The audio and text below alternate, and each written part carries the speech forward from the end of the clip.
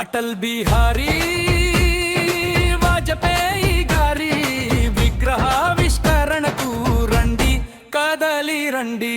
రాజకీయ భగరిధుడా, దేశానికి మార్గ నిర్దేశకుడా, రాజకీయ చీకట్లో రాజకీయాలకు అతీతంగా కూడా మనంతా కూడా అటల్ బిహారీ వాజ్పేయి గారిని గౌరవిస్తాం. ఇవాళ భారతీయ జనతా పార్టీ ఆధ్వర్యంలో కాదు, ఎన్డీఏ కూటమి ఆధ్వర్యంలో రాష్ట్ర వ్యాప్తంగా ఈ కార్యక్రమాలు ఇంత పెద్ద ఎత్తున నిర్వహిస్తున్నాం. ఎందుకు నిర్వహిస్తున్నామంటే, ఆనాడు భారత ప్రధానమంత్రిగా ఏదైతే ఆశయాల కోసం ఆయన ప్రారంభించారో ఆ ఆశయాల్ని వేళ నరేంద్ర మోడీ గారు సుసాధ్యం చేస్తూ ముందుకు తీసుకెళ్తున్నటువంటి విషయాన్ని, ఏ విధంగా రాజకీయాల్లో నైతిక విలువలకు ప్రాధాన్యత ఇవ్వాలో, ఏ విధంగా రాజకీయాల్లో ఇతర కార్యకర్తలతో కలిసి పనిచేయాలో, ఏ విధంగా దేశ అభివృద్ధిలో, కేంద్రంలో, సమాజంలో అట్టడుగు వర్గాల ప్రజల కోసం అంత్యోదయ పథకాలు అమలు పరచాలో ఈ దేశానికి రుచి చూపించినటువంటి వ్యక్తి అటల్ బిహారీ వాజ్పేయి గారు అనేటువంటి విషయంలో ఏమాత్రం కూడా సందేహం. ఇవాళ నరేంద్ర మోడీ గారు, చంద్రబాబు నాయుడు గారు అమలు పరుస్తున్నటువంటి సంక్షేమ పథకాలకు